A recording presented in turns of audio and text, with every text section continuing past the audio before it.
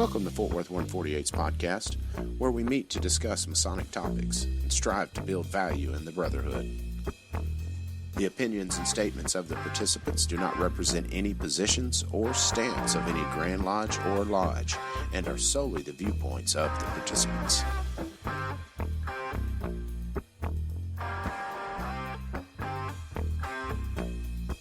Welcome back to the podcast, brethren. This is Rhit Moore, past master of Fort Worth 148. And this is Gabriel Jagush, junior warden of Fort Worth 148. And I am Brad Kohanke. I'm a past master of Davy Crockett Lodge, number 1225. Soon to be ex-chaplain and junior deacon at Merit Lodge, number 727. Look at you go. The Grand Orator this year. What does the Grand Orator do, Brad? Other than being a bag of hot air. I mean, I guess. You have a big speech that you give at Grand Lodge every year, right? I do. That's the biggest responsibility, I think, for the year. But I also had to be at all the historical observances and give a short oration at each one of those. And then accompany the Grand Master to as many of his meetings as possible during his first couple of months in office. Yeah, try to make conferences and stuff like that. Yeah, I mean, I didn't really have much duty there other than helping with the computer projectors and stuff like that. But, There you go. Yeah, I was kind of on the back burner for that. Yep. So this episode releases 4th of July, and it does. We got to say, Happy Independence Day. Happy Independence Day. Happy birthday, America. America. Rhit, I got to say, this is the first episode in the history of the podcast that you've introduced yourself as just a past master. Well, to be honest, that was take 2, just to let the listeners know, because I just went right in. It didn't even sound right. Since day 1, it's been past master and current secretary. So it was just like the ritual. You just got a rhythm going. And he goes, past master and current secretary? And he goes, all right, let me start that one again. Yeah. So that ends a 7-year stint with 148, and I did a year and a half at Tarrant during that time. You're breaking my heart, Rhit. You're breaking my heart. All right. Yeah, you guys will see. So, folks, we've got Brother Brad Kohanke on tonight. And before we jump into the Fraternal Spotlight, let's have some discussion questions. Rhit, how would I go about setting up a raffle in my lodge? Brad, do you know anything about this? Yeah, he does. I wrote this question. I was like, oh, yeah. Oh, he says a little bit, like the Committee on Education hasn't had to deal with it a million times. Yeah, we've had quite a bit to do with it. Yeah. How would we do Rhit, that? Do you want to take that, or you want me to do that? Basically, what I was going to say is that there are laws that the state of Texas has in place for raffles, and all you have to do is Google Texas state law for raffles, nonprofit, and it has the actual law there. That's a little tough to read, and then it has kind of the layman's terms for it as well. But they're specific, like you can only hold 2. The money has to go to a specific thing, how you raffle off, having the prize. There's so many facets to it that it's not just like you see a lodge over here do it and they have success. Oh, we're going to do that, because you're probably going to break a law if you don't go read those statutes and see how to do it. I mean, for me personally, if we do one at our lodge, I feel like we should hire a lawyer, because it's very convoluted. I think the biggest mistake most lodges were making when I was on the education committee was that they were doing raffles to raise money for their general fund. Mm-hmm. And that's one of the things that's illegal. If you have a raffle, it has to benefit a specific charitable organization or effort. For instance, if you want to raise money to donate to your scholarships, you can do that. But you can't raise money to fix the roof of the building. Yeah, and it seems like it said something about where the proceeds go have to be on the ticket or advertising or something. Yeah, it has to be written on the ticket. You have to be in possession of all of the items that are listed as prizes. There's a whole list of things, and like you said, it's written out in layman's terms on the website. Yeah. So, just Google it. I mean, because one of the big things I see a lot of is people advertising their raffle on Facebook, which, a well-meaning brother gets a raffle ticket and thinks, oh, I'm going to go blast this out statewide, or that's international. And you can't do that either. Yeah, you can't advertise it across state lines, and Facebook is all over the world. So yeah, there's just a lot of those little nuances, because in the end, it's gambling, and we have special privileges being a nonprofit. So got to follow those rules. Yeah. Last thing you want to do is you lose your privileges. Yeah. Rhit, what is this Masonic passport I've heard about, and how do I get one? What is a Masonic passport? I had somebody bring one in at Tarrant Lodge. It was like his 387th lodge or something. He'd filled up numerous of them. Well, a bunch of the newer guys came in. It's like, what is that? What's a Masonic passport? And it just seems like common knowledge, but it looks just like a normal passport that you get to travel in different countries, but it says Masonic passport on it, square and compass. You take it into the secretary, they'll emboss it with their seal of the lodge, and then the worshipful master and secretary will sign it. You can get different passports that have different details you can put in there, like what kind of meeting it was, if a degree was conferred, what was their name. I've seen a lot of variations there, but you just Google Masonic passport, they're everywhere. I think Grand Lodge even sells them. But they're fun to track your visits if you wanted to. Mm. So there's not an official thing, and there's no official consistent format. So not that I'm aware of. Yeah, no. And you can just get one on Amazon, I think, or McCoy's or wherever. You might also hear it called King Solomon's Passport or King Solomon's Pass. Yes, yeah. But King There's Solomon's a special Pass. Permit and passport. Yeah, yeah. Have you seen are you aware of the Amity app, Brad? Yeah. So I don't know if you know, but they're hooked up with Grandview now. So they're fixing to roll out those King Solomon passes that go in your virtual wallet. So when you pull it up and I scan it with my QR code, it real-time verifies your status through Grandview, Grand Lodge database. Oh, So, wow. Yeah, I'll know the instant you go NPD by scanning that little beep. Well, wouldn't that be something if we could get to that? We didn't have to mail out these dues cards every year. Every day we get one step closer to the correct solutions. We do. I'm going to feel sorry for secretaries come, November and December when you got to start collecting those. Oh, boy. Not my job anymore. You'll be put on the special call committee to get in touch with the ones that are delinquent. Yeah, I will. And I'll probably volunteer for it because I'm masochistic like that anyway. This is why we love him. Yeah. So let's get to the main episode content. Tonight's episode is a Fraternal Spotlight with our special guest, Brad Kohanke. Brad, can you tell us a little bit about yourself outside of the Masonic lens? Well, I grew up in Houston. I went to A&M. Whoop. So, whoop. All you Aggies out there. There's a lot in 148. Yeah, good. I spent most of my career in human resources, several different corporations, and then ultimately started my own consulting business, which is what I'm doing now. Married with 2 kids.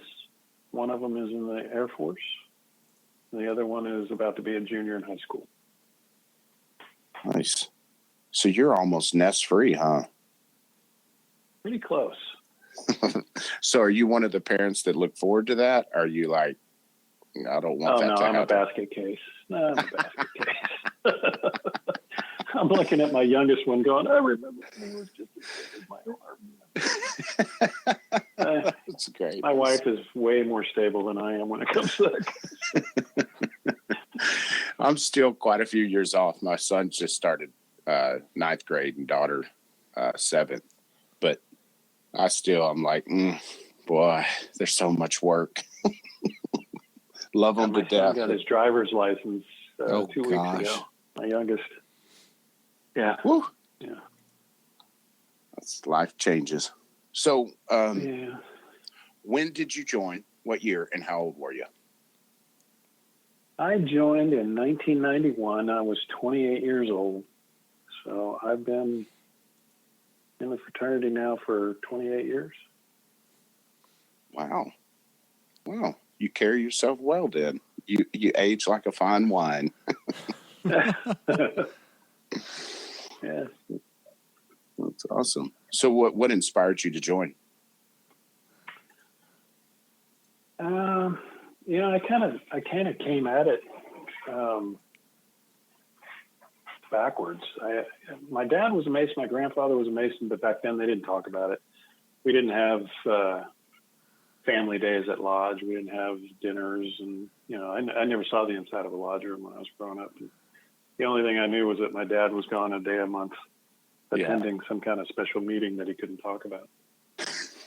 And for as long as I can remember, I've been kind of on this personal development, spiritual understanding quest, trying to strengthen my relationship with God and understand my role in the world. And so I used to go to this was back before internet, you got to understand. I used to go to these specialty bookstores and look up titles on different spiritual topics, and anything that would interest me, I'd order it. And the shop that I used to go to here was called The Twig. It was down on Broadway. And one of the books that I focused on one time was Duncan's Ritual. Oh, boy. So I put in an order for it, and the guy on behind the counter read the list of books that I was ordering this time, and he said, are you a Mason? And I said, no, why? And he goes, well, if you were a Mason, you wouldn't be able to have this book, which made me want it even more, So I left it on the list, but he said, how would you like to come to dinner at Lodge and learn a little bit more, straight from the horse's mouth? And I did. Nice. I went and visited Davy Crockett and fell in love with the Lodge and the guys and the idea of Masonry and what it stood for. And pretty soon I filled out my petition and had my investigation done. And I called my dad and said, hey, I want to let you know I'm joining the Masonic Lodge here, and I want to invite you to the initiation. And his first words were, oh my God, I thought you'd never ask. Oh. I'm like, why didn't you say something? Well, I couldn't. Very much different back then. Yeah. That's the truth. Absolutely. They were hush hush about it. Man, but yeah. I'm so I'd in have joined a love. lot sooner if they'd have said something. I'm so in love with the idea of a bookstore bringing somebody to Masonry. That's so cool. Yeah. It just happened that the guy that was managing that store was a member of Davy Crockett Lodge. He's the one that brought me in. That's the right place, right time for sure. Yeah. So you've been with the same I think lodge. emotionally and mentally, I was ready. I was ready to join. Yeah. And you've been there right there at Davy Crockett the whole time, huh? Yeah. That's awesome. I've joined some other lodges. I got some plural memberships and stuff, but that's always been my mother lodge. Yeah. Yeah, it's hard not to plural out nowadays. Yeah. And every lodge has a different focus, a different personality, and you find things that you're interested in. And yeah, I don't think enough Masons recognize that each lodge has its own personality. Because when you go visit, you really don't get a good glimpse of their character and culture. You go to a stated meeting and it's same order of business, same stuff. It just seems like a different day. But each lodge does have its own culture, and that's why it's good to go visit more than once or twice. Yeah. We tell the same thing to the people that are prospects. Visit a couple lodges, get to know the guys, see which one fits. Because the important thing is to keep them in Masonry. Not send them towards a specific lodge. So. Yes, absolutely. Because I think for too long we were competing against each other, more and more kind of thing, and we were losing a lot of guys because of that. Because our lodge is a good example in a building with 4 other lodges. You got 4 personalities right there. Yeah. Heck, we got 5 lodges now. I keep forgetting those Sunrise Daylight. You Shout go out pay to them our- another visit. Shout out to our friend and brother Tyler Gregg. Absolutely.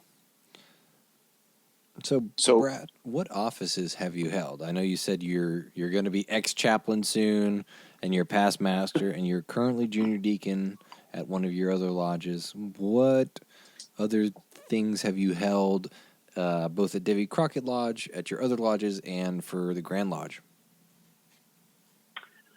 Well, at Crockett, I worked my way up through the line, and they elect all the way down to Tyler. So there's Tyler, junior, senior steward, junior, senior deacon, junior, senior warden, and worshipful master. And I've been worshipful master twice at Crockett. The second time was we had a guy that for medical reasons couldn't move up from senior warden. Yeah. And the junior warden said he wasn't ready yet. So they asked the past master to serve again. And it was the first time we had to recycle somebody. Yeah, and that's not technically recycling, though. Yeah, I volunteered. I enjoyed being master. It was a good year. And then at Merit Lodge, it's a little bit different. It's a traditional observance lodge. Mm. And the position that you hold, you may be in for 5-6 years, and you don't necessarily move up. The senior warden doesn't necessarily become worshipful master. Oh, progressive lines out the window. Yeah, delicious. The worshipful master is in until he wants to leave, or the brethren don't want him to be there anymore, and then they just pick somebody that they think would be well suited for that job. I love it.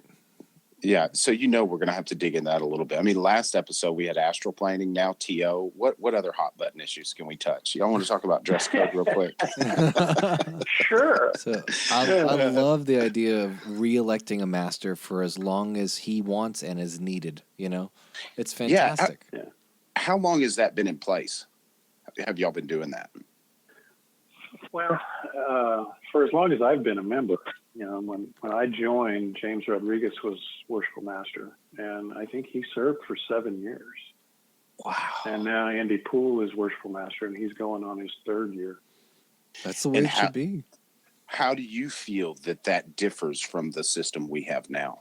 Like, what are the advantages, disadvantages, if there are any?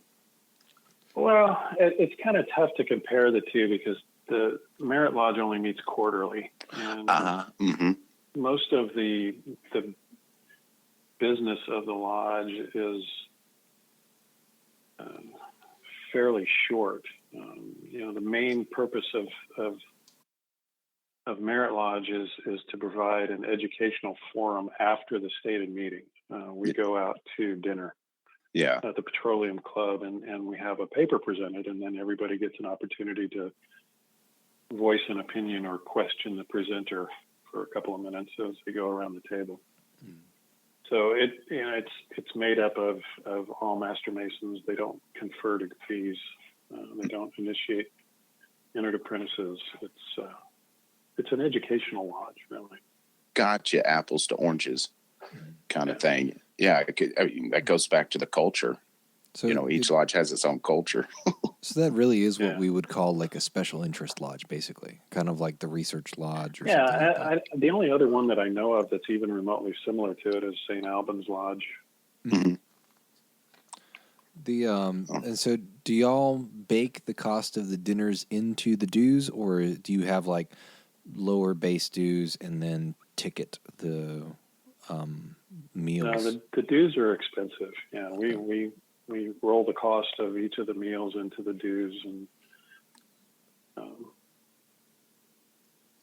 the Petroleum Club dinners are not cheap.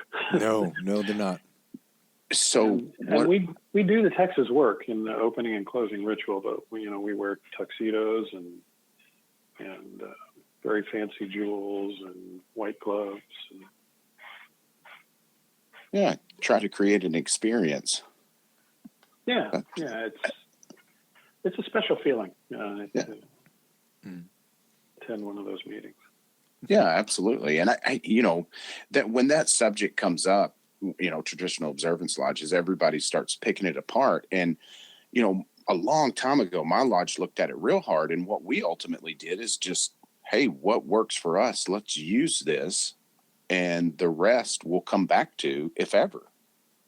And we were much better for it, because there's a lot of things you can just kind of cherry pick out, because we're not all supposed to be the same.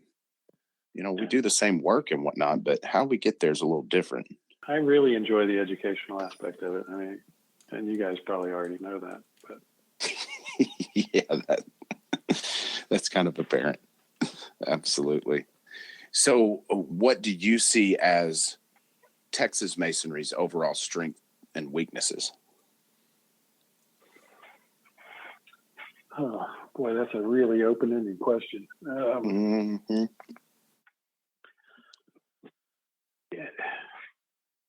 You'd be hard-pressed to find the same level of membership and the same level of participation of membership in any other state in the union. I think Texas has always been kind of this a Masonic state. And, if you delve into the history of the formation of the Republic, you'll see that even some of the representatives from the state, when they were visiting other countries, would tell people, Texas is definitely a Masonic country, and they would point to the 5-pointed star on the flag. Yeah. And so, we are rooted in Masonic principles, and I think that still holds true for the most part.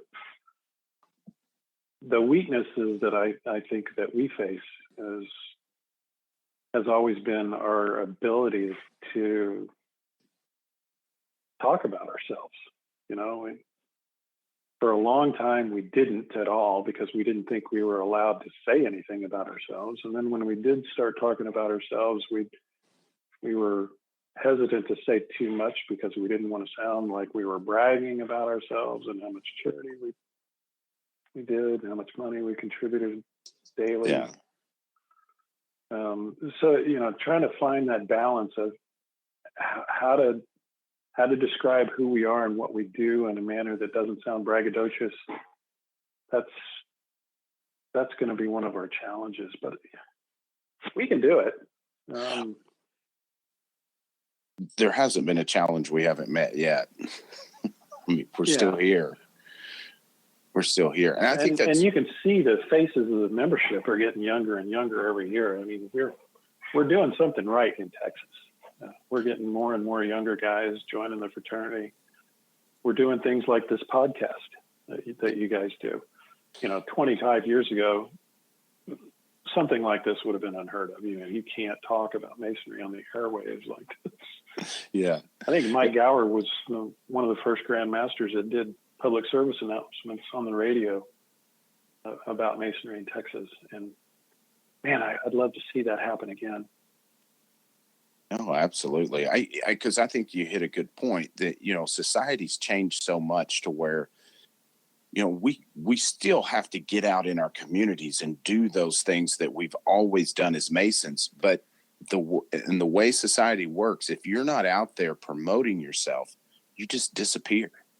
And for better or worse, that's the way it is today. So, we're not being braggadocious. It's just a part of society that we have to keep ourselves relevant in this manner. And how exactly we do that, I don't know. But it's like you said, that's something we got to get on top of. No, and if we don't say anything about ourselves, the only thing being said about us is coming from the conspiracy theorists, and we got to counter that as well. I don't want to get into arguments with them, because you're never going to change their minds, but the public needs to hear from the horse's mouth who and what we are, and not just rely on the whack jobs. No, exactly. When they Google Freemasonry because they're interested, the first thing that come up, it shouldn't be anti-Freemasonry. Yeah, it shouldn't be Alex Jones out there saying that we're trying to take over the world. Oh, boy. Yeah. It should be their local lodge because their webpage has been there forever, Right. And ideally, their beautiful, useful webpage. Yes. And up-to-date webpage. Oh, gosh. Not something showing the officers from 4 years ago oh, snap. that their meeting is going to happen on August 6th of 2016. Yep. And kind of something worth noting, I was recently kind of up to the opinion that, like, hey, if you have your Facebook page and you have an email address and all that, and people know your email address, they have, you're active on Facebook, all that, then, you might not need a web page. And then I realized, you know what? Somebody pointed this out to me. It's way easier to search engine optimize a website, and not everybody has Facebook. So having a Facebook page may not be useful at all, So, I think the Facebook page drives people to the website. Yeah. Because you can communicate a lot more information on your web page than you can in just a post on Facebook. Well, and we have bukus of followers on our Facebook, and we do get every once in a while a candidate interested through Facebook Messenger, but I'd say 90% Google our webpage and email us there. Same it's old true for us. Yeah, it's kind of the last line of legitimacy. It's like, okay, this is the real deal. They've got a web page, like that means something nowadays. Yeah. Kind of like used to have a P.O. box. And your web page, it typically has pictures of things that are going on at the lodge. So they see a building, they see the inside of the building, they see who the officers are.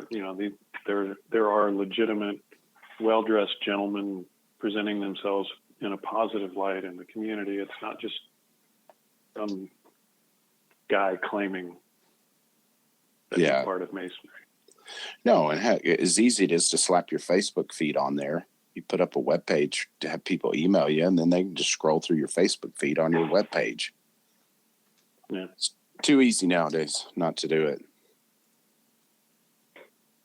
I think our web page has had 160,000 hits. Wow.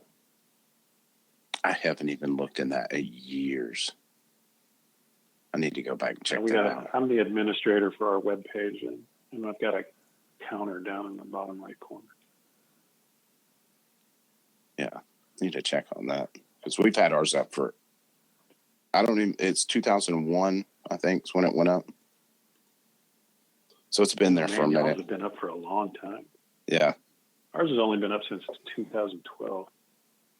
It's been through evolutions. The first one was the free with the advertisings, and then Grand Lodge came out and said you can't do that. So we bought a deal, up to what we have now.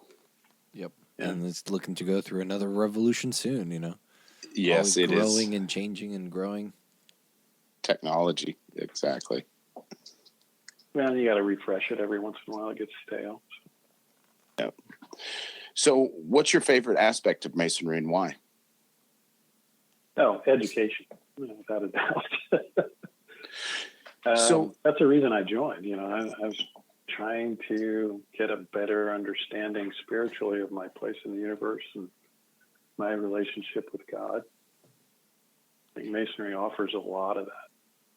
Yeah, it does. And I think we overlook a lot of it because that's what I was going to ask you. When we say education, immediately we think of sitting there listening to a guy read a paper. And that turns a lot of guys off. But something that hit me pretty hard the other day is that education you get, like you said, when we were talking before the podcast, when y'all would get together in the education committee and sit around and stay up late and talk all night, that's Masonic education. And we overlook that. And just visiting lodge and sitting across the table from your brother who is 90 years old, fought in World War II, has all this knowledge and experience built up over the years. You're 56, and then your young guy is 24, and you got 3 or 4 generations sitting at a table talking with each other, exchanging information, and not looking at each other like they're different ages, looking at each other like they're brothers. Mm-hmm. Where else can you get that, besides Thanksgiving and Christmas, it does not happen very often. Well, and so many of us have already lost our grandparents and parents. I don't have that anymore outside of lodge. So, absolutely. I get so much out of it. And, it's funny you mentioned the World War II vet, because that's exactly how it hit me, like a ton of bricks. I go study with some guys up here that are known for the work, and there's a gentleman that comes, his name's Norman Poor, and he flew in a bomber. He was a gunner on a bomber, and he starts telling stories about flying in those planes. And you're glued. It's better than any documentary you've ever seen. Yeah, better than the History Channel, right? Oh, way better. And it just hit me. It's like, here I am. It's being passed from the instructive tongue to the attentive ear, because I was hanging on every word. He's talking about, he's watching bullets hit the side and making dents in it, He's like, that one would have got me. Yeah. It's but the great part is that the reverse of that is also true, because I've seen the 24-year-old teach the 90-year-old how to utilize his cell phone to access the internet and stuff like that, Yep. Absolutely. And we take that for granted because we know how to do it. But I just mean that education part of it, because we say more education, and that's a big part of it, creating those situations to happen, to where lodge just doesn't become robotic. We come in, we eat, we drop money in the kitty, we go to lodge, and then we get in our cars as fast as we can and we go. Even if you read a paper that night, you're probably not getting the real Masonic education that you could get if you were to chat with those guys about it. Yeah. That's good stuff. So one of the things I definitely want to talk about, and you guys were highlighted for at the conferences, and y'all used to talk about it at the officer leadership training, is the Bring a Friend Night. Tell us about that. That was the brainchild of a past master at Crockett named Wes O'Neill, super great guy. Decided that he wanted to do more than just an open house. He wanted to specifically invite friends of brethren to the lodge and provide them with some kind of structured informational program on what Freemasonry was. And that was his marching orders.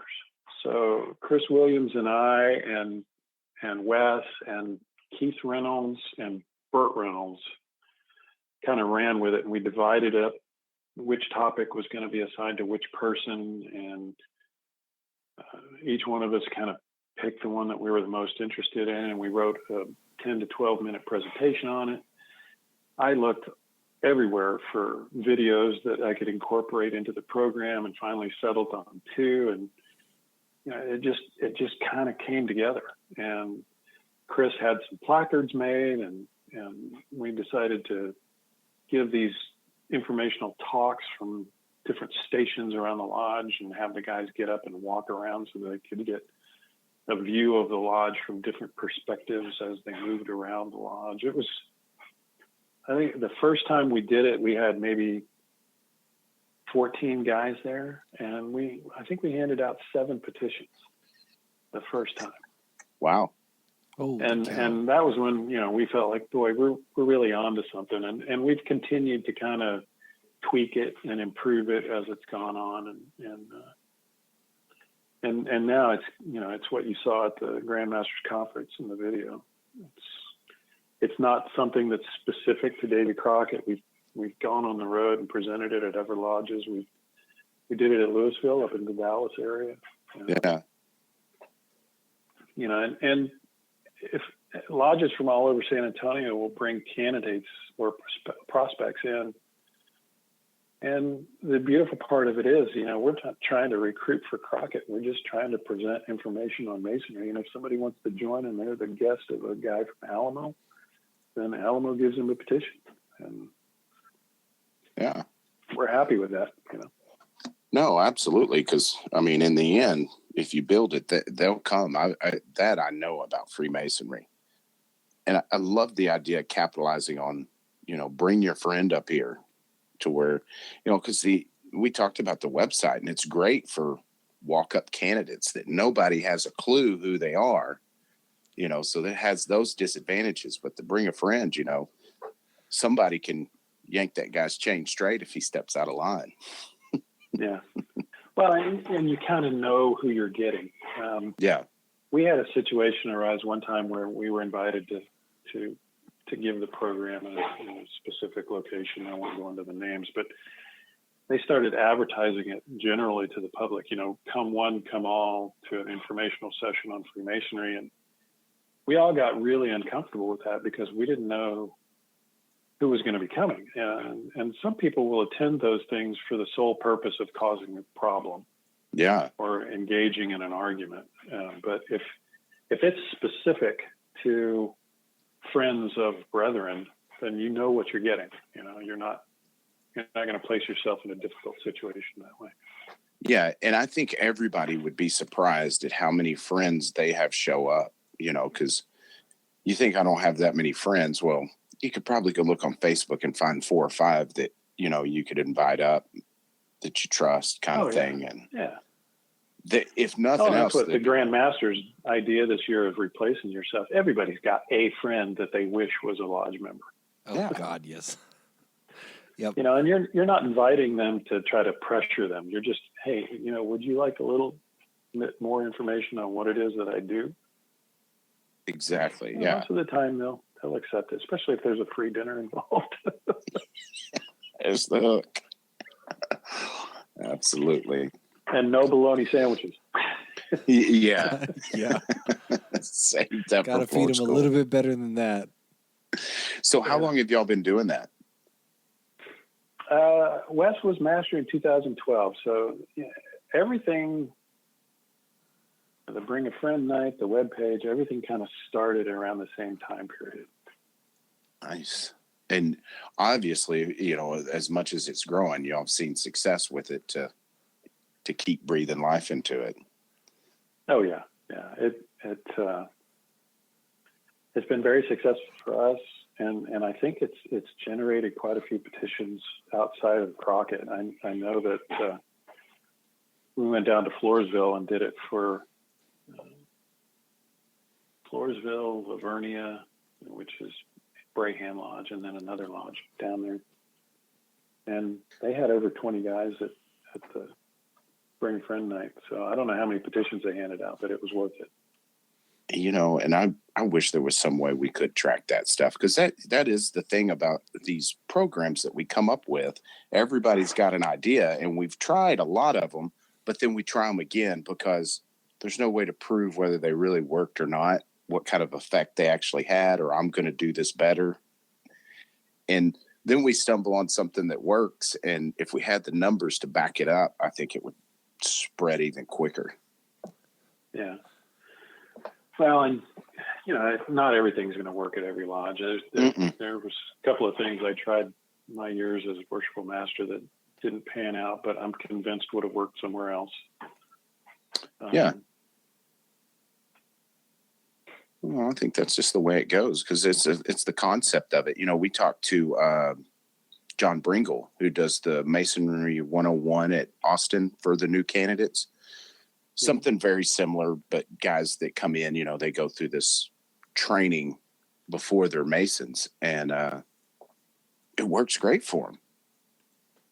You know, so if they've got guys that want to bring a friend, they come right on up and learn about it, you know. So, you take what works in your culture and run with it. We're not here to duplicate everything identically.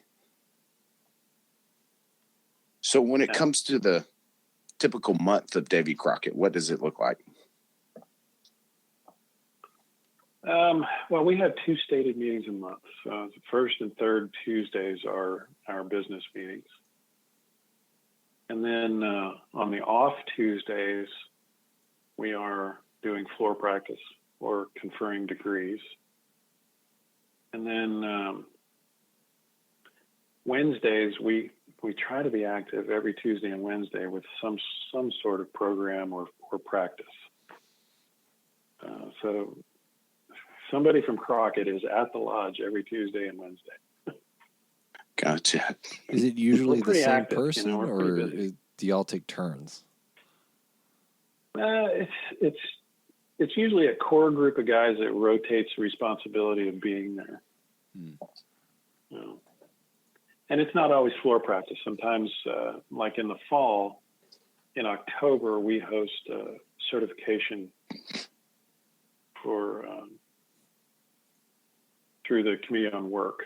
So Worshipful Reynolds comes and we do the whole forum thing. And so immediately following the installation of new officers, we try to hold 1 or 2 certification roundtable practices on the Wednesdays during the month, because floor practice and certification are 2 different things. Yeah. When you're trying to get certified, you're sitting at a round table, you answer a question and then ask the next question, and then the guy next to you picks it up and it goes around the table. That's why they call it round table. Practicing one part in the conferral of a degree doesn't give you the experience that you need in order to take that certification test. So we try to do certification practice in the fall. Yeah, that's good. I mean, because even if you are an A-cert, doing round robin is different than practicing on your own at home. Oh, yeah. Yeah. It's good to practice that. So on average, do you know about how many guys y'all have been raising in the last couple of years? Yeah, it varies like with any other lodge. We have our ups and downs depending on who's in charge and how much effort they're willing to put into it. But yeah, we've been from I think we raised 18 in our busiest year. Wow. And I think the fewest we've done are 3 or 4. That's still pretty active. Yeah. 18's a busy year. I mean, what would that be? Yeah, and that's 18 raisings. So that includes fellowcraft and EA degrees that hadn't progressed yet. So times 3, yeah. So that's almost a degree a week. Yeah, and it felt like it. No, and that's fun, because we were running out of instructors. Dragging. And I think that's why those cycles do happen too. You know what I mean? You start riding high for a minute and everybody just starts dragging their booties a little bit. And I don't know that it's how you really cure that. It take a full team. I don't either. I mean, I'd rather have that problem though than not enough, Exactly. Yeah, because I know somewhere along the way there's a breaking period, because I look back at our old minutes and see them doing 35, 40 raisings a year, and they're having 2 and 3 degree teams going at a time, just bamming them out. But and can you imagine how many students each instructor was probably having to teach to get through the proficiency work? And now, I mean, I don't know about you guys, but each one of our guys has not only an instructor, but a mentor. So that's taking, that's assigning 2 jobs for every candidate as they progress. So if you got 18, that's 36 different positions people have to fill to help these guys progress. Yeah. And it's really hard for a lodge to do that until they do build a good base of active membership. Yeah. slow as she grows, I guess. Yeah, we've been really lucky with the core group of guys that are extremely active and willing to volunteer as mentors and instructors. Yeah. So what would you say the typical time frame is from initiation to proficient master? Oh boy, it's going to depend on the candidate. Yeah.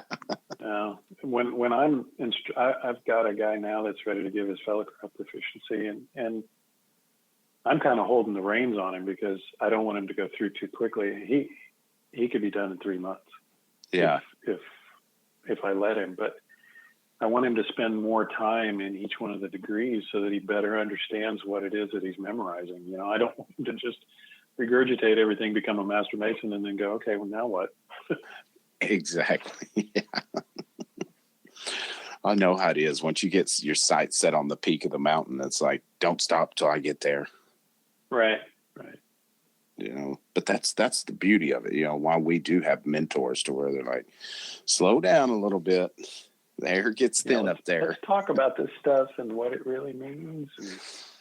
Yeah, and if they only knew the protection being a EA and fellowcraft provided them, you know, because once you become a master, here comes the drama. Yeah. And you're fair game for the lineup. Exactly. You want to be junior steward? Yeah, how'd you like to be an officer in the lodge? What are my responsibilities? Well, you have to cook for everybody. Yeah. Oh, that's a tall order for a men's fraternity too. Yeah. Well, you know, it is something that is important to learn, you know. Yeah, you better believe it. Well, you got to learn how to serve before you can serve as worshipful master. Very few things have served me better that Freemasonry's taught me than how to cook. And I mean, it didn't necessarily teach me, but I had to take a crash course in it. And I took a crash course on Costco casseroles. Yep. There's a great blog post that I've shared before. It's called the website is arslatomorum.com, right? arslatomorum.com, spelled the way it sounds, and it's a blog run by in Utah, they're most illustrious, if they're past grandmasters, of the Grand Council. Most illustrious companion, Jason Mitchell, and it's called How to Crush Being a Junior or Senior Steward. And it talks, the basic summary of it is, hey, before they can trust you as master, they've got to be able to trust you with the coffee. And if you're too good to do the coffee run, it tells the lodge that you're too good to be master. So, you know, and then learn how to serve the coffee as a junior steward so that when you're master and you're showing up to a brother's house with a favor, in need of a favor or advice, you bring them the coffee the way they know that you know they want it. So it's kind of that servant leadership. That is so true. Yeah. No, So, you've said that before, Gabe, and it's stuck. If guys are not willing to serve as steward, then typically they shouldn't progress any further. Yeah, you'll have trouble if you let them. Yeah, and we're not saying that you have to have a progressive line by any means, but like you gotta, man, the steward's roles, those are great test of character and great opportunity for a guy to show his capability as a servant leader. And his commitment, you know. Yeah. How much easier it is to get a junior steward out of the lineup than a senior warden, too. Yeah, that's true. Yeah. It's a lot less drama. I would love to see a senior steward who sits in that position for a long time and who, you know, maybe this guy is a past master or maybe he doesn't want to go on to be a master or whatever. We just get a guy that can cook really well and we get him to be senior steward for years and years and years. And then every year we rotate out the junior steward and the senior steward that we pick as the junior steward, a guy who doesn't know how to cook. And the senior steward teaches the junior steward every year how to cook, right? And so I'm not saying this for the lodge's benefit, but for the junior steward's benefit, because how many guys do you know that, they leave their parents' house Can't cook and they don't know how to toast. cook? Yeah. There were Yeah. so many guys that, I was talking about this with a friend of mine from college. Like, how many guys do you know that they get to the dorms and they don't know how to cook anything other than pouring a bowl of cereal? Yeah. And they can burn toast all day, So how great would it be for a lodge to just churn out consistently good cooks by teaching them? Anyway, sorry, that was a really another wild education sidetrack. aspect, I right? just got hooked onto that idea. My apologies. No, for More that sidetrack. education. Yeah. Yeah. There's something to that cooking, man. That's for sure. It's alchemical happiness. Alchemical happiness. Hey. Oh, I can take a block of cream cheese and put the biggest smile on your face. Does this 6 or involve 7 physically different ways. painting the cream cheese onto my face? Oh no, I'm talking about putting it in a cheesecake or Heck making yeah. poppers. Heck yeah. I can work magic with cream cheese now. What kind of priority does Davy Crockett Lodge put on their degree in ritual work?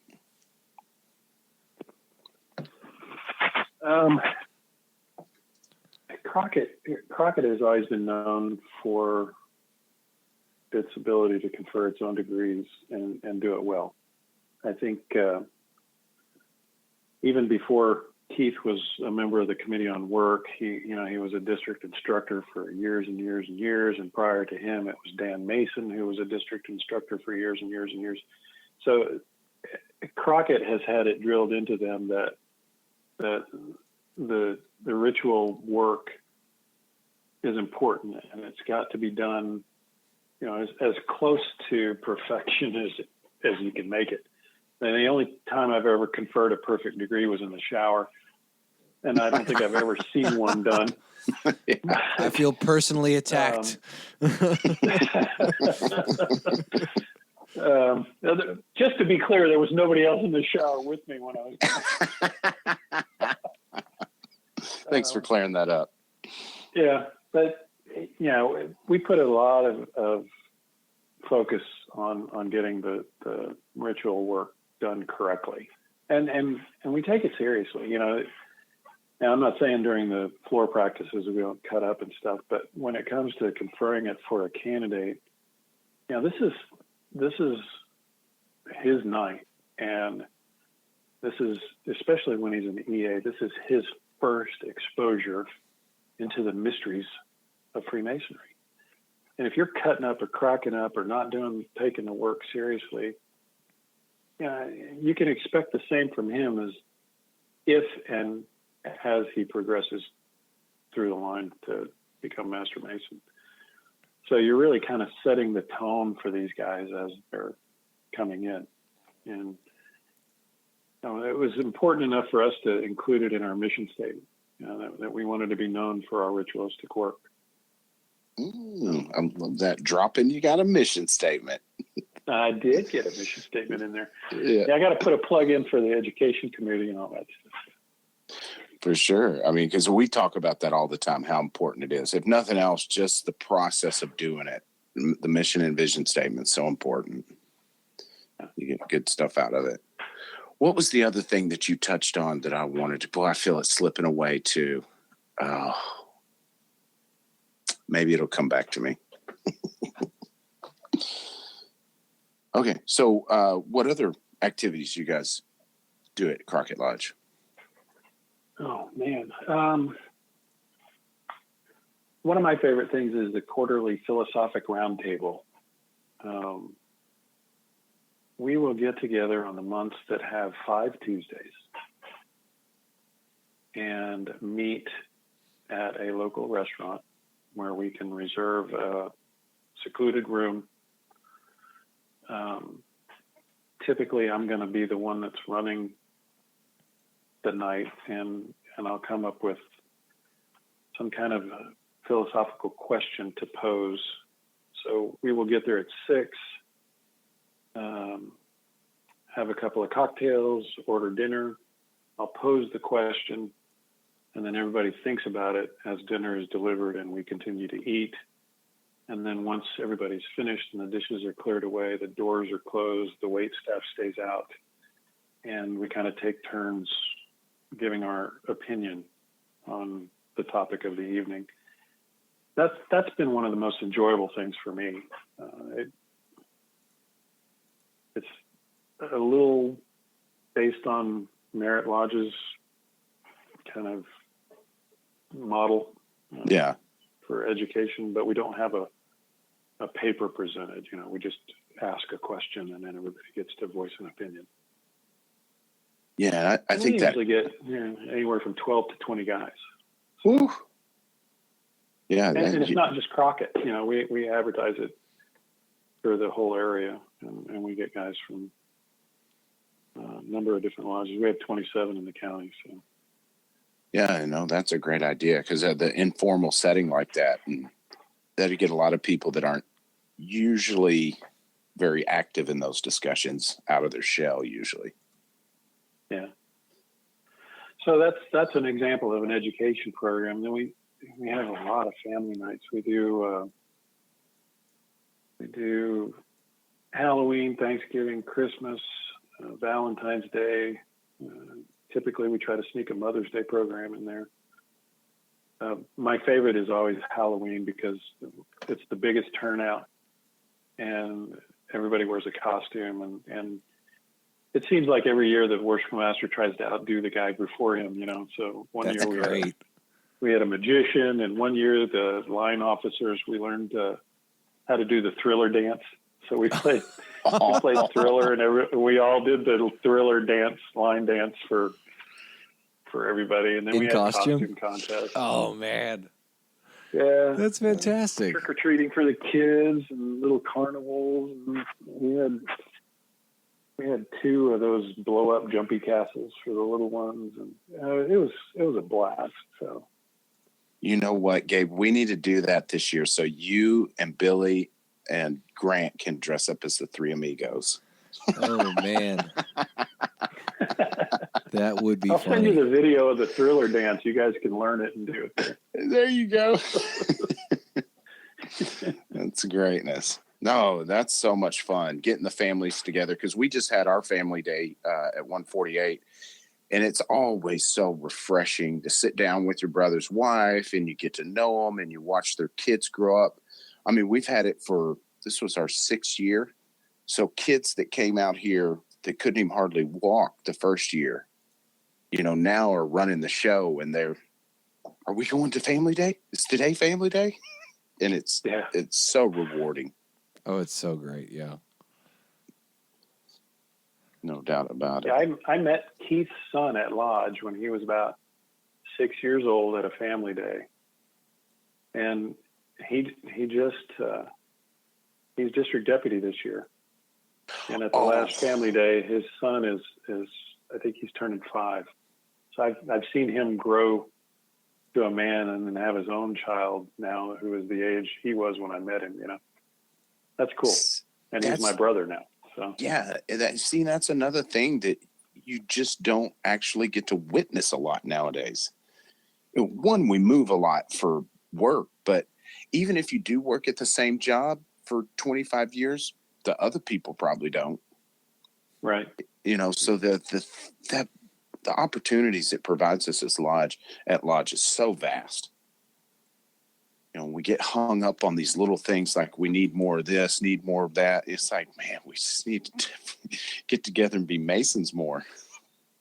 Yeah. Yeah, we have a great institution in place. We just need to utilize it more. Absolutely. Yeah, we've been left a great, a fertile ground to do some great things for sure. So, can you tell us about a standout moment at Davy Crockett for you? Like that one moment where you're like, this is it. This is where I need to be. Oh, gosh. There's been, over the years, there's been so many great things that have happened there. I think, honestly, my proudest moment as a member of Davy Crockett had to be this year at the Grandmasters Conferences when we were highlighted for that Bring a Friend night. I never expected to get Grand Lodge recognition for doing something like that. But we've had so many calls asking for the scripts and what the videos were that we utilized, and to see other guys in other lodges take an interest in instituting something that was developed at Crockett. It's pretty satisfying, pretty humbling. Yeah. No, because it's like we've been feeling our way in the dark for a long time, and if you actually, find a little bit of light, it is humbling. Yeah. Everybody comes running for a coal. Yep. Well, yeah. And it feels like we've been, as Jim Rumsey would say, purblind. Purblind, isn't it? Purblind. Yeah, purblind or pureblind. I've heard both ways, but purblind, I think, is the way. Yeah. At least that's what Google told me, because I had to look it up. I had no idea. I was like, that's not even a word. Jim Rumsey, what are you talking about? It's in the index nope, in the back of the monitor. It is? One word. Oh, yeah. Stop, Brad. It was there the entire time, and I didn't realize this. Now I feel like a dumbass. and while you're looking up that word, look up pomegranate and see if it's spelled correctly. Oh, is I'm this gonna have to go back and reread that? Okay, is this the thing that I've ranted about a bit, where in some jurisdictions, pomegranate is pronounced in the work as pomgrant? Well, it's spelled and pronounced in the Texas work as pomegranate, like PALM. Pomegranate instead of pomegranate. Get out. Yeah. Pomegranate. Why do I feel gross? So, if you're looking for a resolution to introduce at Grand Lodge, maybe that would be one. Update. We want to reflect the correct spelling. That's such a wonderfully trivial thing to bring before Grand Lodge that I would be completely behind. Reprint $10,000 worth of. Right? This word is not spelled correctly. I want all of the Grand West to vote on this. That's me. Throw your monitors out. Oh, man. So, Brad, what piece of advice would you give a brother who is trying to breathe life into their lodge?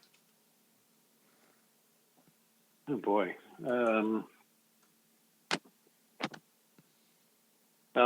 There's a couple of things that come to mind off the top of my head. The first one is the guys that are progressing through the lineup that are going to be worshipful master need to go to the officer leadership training class.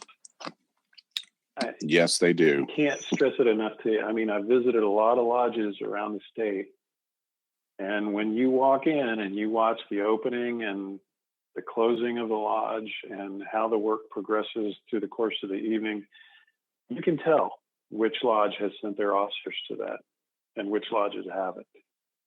And I think Larry mentioned this in his interview with you guys. We got to run lodges like a business. And if you can't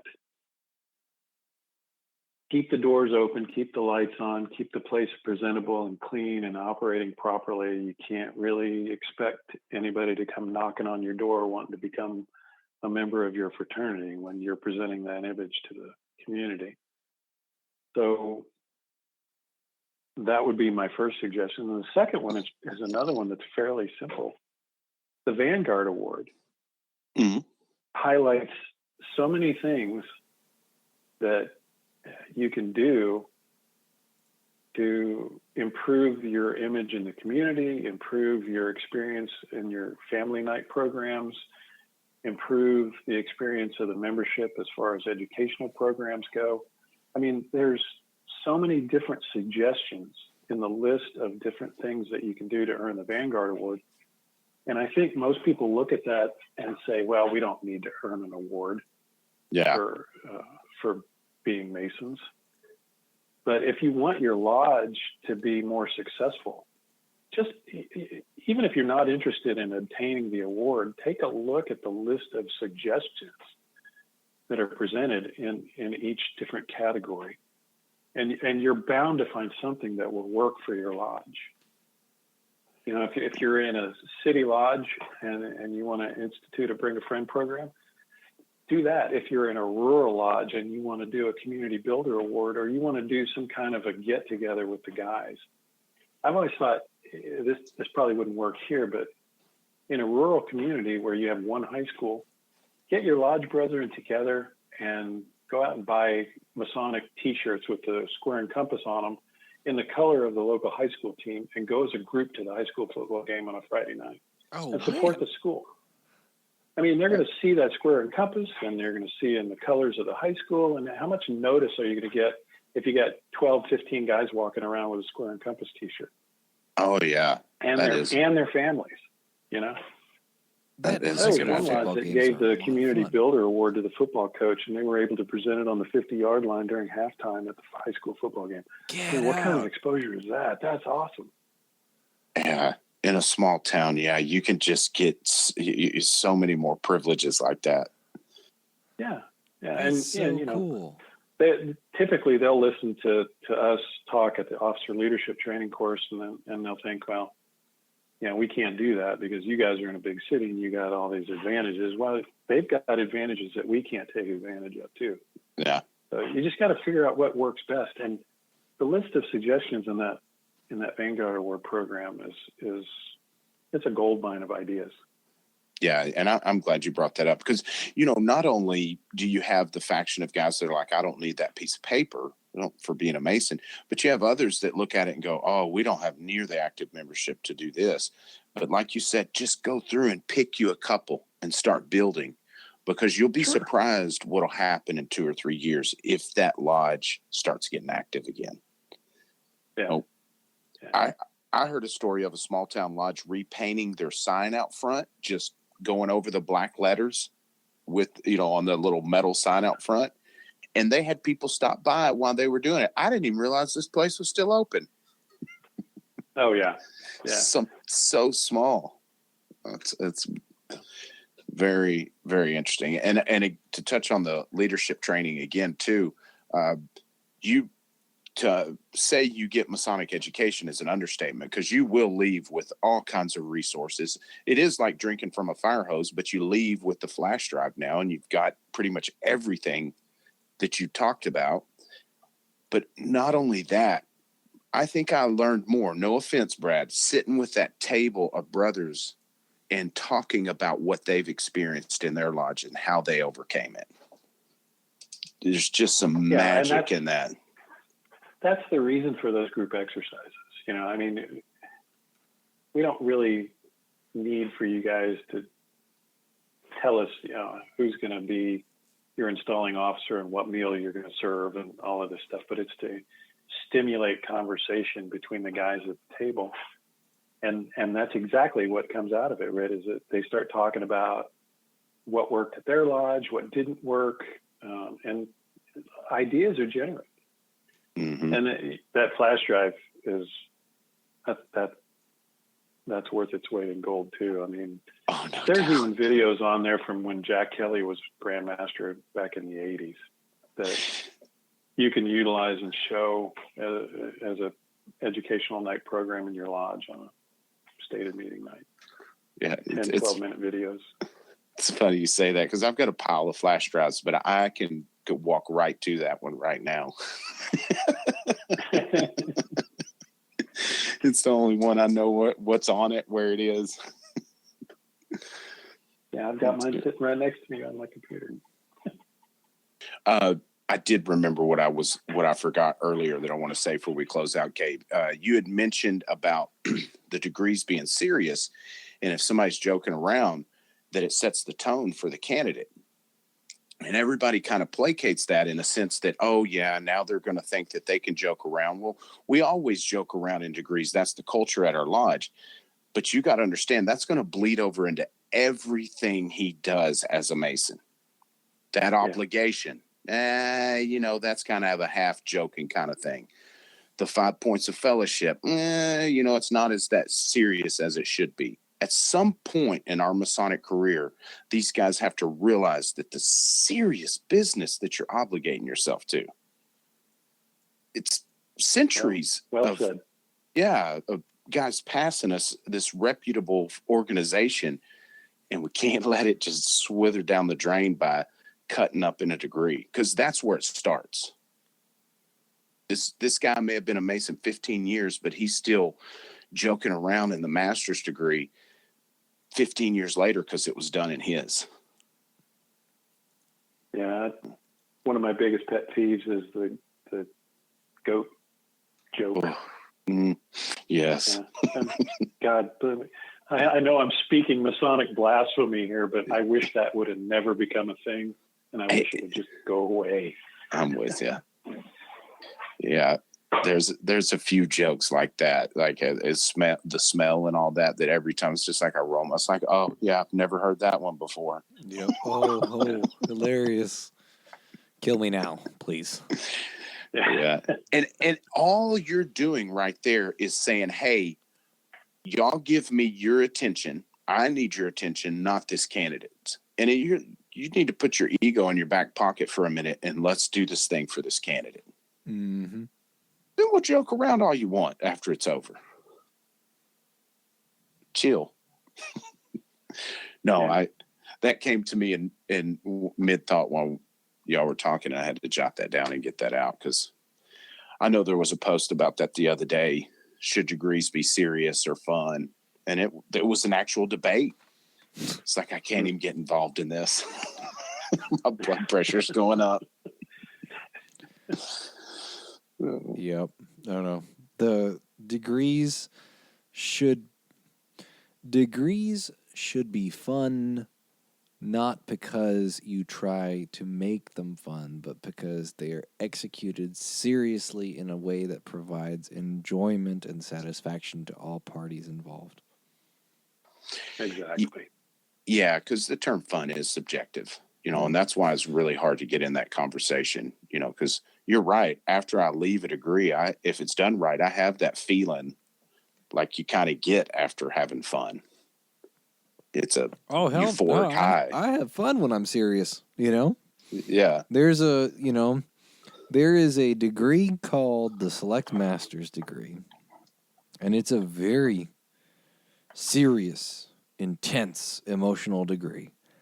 And there's the Order of the Temple in the Commandery of Knights Templar, and that's a really serious, really intense degree.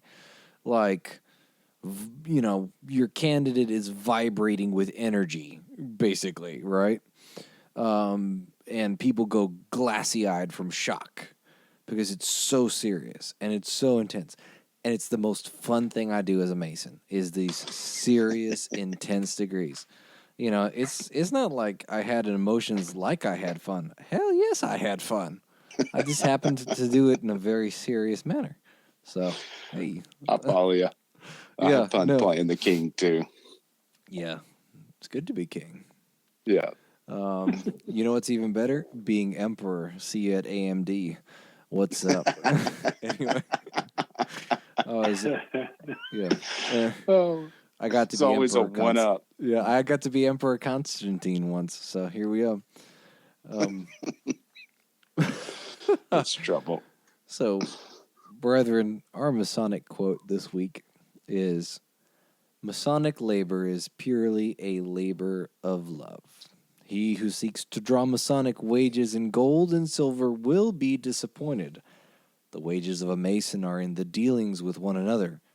Sympathy begets sympathy. Kindness begets kindness. Helpfulness begets helpfulness. And these are the wages of a Mason. And that's by Right Worshipful Brother Benjamin Franklin, past Grand Master of Pennsylvania, if I remember correctly. Yeah. So, yeah, that's a good... I love earning me some wages. Yeah, I like that one too because it doesn't say anger equals a solution. Yeah. So let's do some closing thoughts. Rhit, then myself, then Brad. So for me, this conversation really kept hitting on culture, and I think that's something we're touching on constantly in this podcast because that's where it all builds from. You know, if you're a lodge that just loves to do charitable activity, and then you get a member that's trying to cram education down everybody's throat all the time, you're going to work against your lodge culture. There's going to be a balance and time for everything, but whatever you find your success with, you've got to build on that. You know, you've got to identify that, put it in your mission and vision statement. You know, there's a lot of aspects to being a Freemason, but we're all going to capitalize on different aspects of it. You know, I think was it last part? No, maybe it was a presentation where I used the comparison of Harmony Lodge out in West Texas, kind of compared to Jewel P. Lightfoot, both very successful lodges. One does a ton of fundraising and scholarships, and one, no fundraising. I don't think they do scholarships either, but boy, they do education like no other lodge I've ever met. You better have your lunch packed when you go, because it's a great time. It's an experience for sure. But that culture, like Davy Crockett Lodge has done, they just built on it year after year until all of a sudden you look up and it's like, whoa, we're successful. Not only are we successful here, but what's being done here is being mimicked throughout the state now. So get with it. I mean, it's not going to happen overnight, but one step at a time. One step at a time. Yeah. The baby steps. One of the things that we talk about a lot on the podcast is continuous gradual improvement. You know, you don't have to, I mean, hey, I'm a big fan of a lodge revolution, but the consistent, continuous, gradual revolution, you know, one of the messages that most illustrious Grand Master of the Grand Council, James Kirkpatrick, and most excellent Grand High Priest, Joe Shriver, have been pushing this year is making one change every day, every week, you know, in your lodge, in yourself, right? And, you know, I'm not saying one change. I'm, you know, hey, if you have 13 changes you want to go make 13 changes. But just make sure it's consistent, continuous improvement, incorporating education and value and solemnity and overall greatness. I don't know. And this work that Brad is doing with the Grand Lodge, with the Committee on Education, with Davy Crockett Lodge, all of that is going and furthering the improvement of Davy Crockett Lodge and the state of Texas Masonically, because everybody sees what's happening in these lodges with the Committee on Education, with the Grand Lodge, and it improves everybody's experience. So, Brad, if you have any closing thoughts you want to leave with our listeners, go for it. Well, kind of in keeping with what you guys were saying, this slow build is something that individual lodges in the state of Texas can do that maybe at the Grand Lodge level doesn't always happen. And so as the incoming worshipful master of a lodge, you know, take a look at the things that have been done in the years immediately prior to having ascended to the east. Continue the things that have been successful. Tweak them if they need to be tweaked so that they remain fresh. But don't be afraid to try some of your own ideas. Now, you know, when I was master, I tried a lot of different things, and some of them worked and some of them didn't. And some of them have been continued and some of them haven't. But, you know, don't be afraid. You know, you try 5 things and 2 of them work. You're 2 things ahead of where you were the previous year. So if you want to try the philosophic roundtable, do it. If you want to try the quarterly Saturday afternoon movie matinee for the children of the Lodge brothers, then try that. Just do it, and you know, see what works. And that slow build over time is what's going to not only make the lodge successful, but keep it successful. One guy coming in one year and changing everything, it may be good for a year or 2, and then it's going to go back to the way it was. So, yeah. No, and we have to remind ourselves, some of those churches and cathedrals that our ancient brethren built, they took 300-400 years to build. So we're not into the quick process. We're into doing it right, slow and right. Yeah. So, folks, if you want to learn more about Fort Worth Lodge, you can find us at www.fortworth148.org. We are at Fort Worth Lodge 148 on Facebook. Rhit, do we have a new email address? No. This will always be our public email address. This will always be our public email address. Sorry, we're doing some internal reorganization. Info148 at fortworth148.org is our email.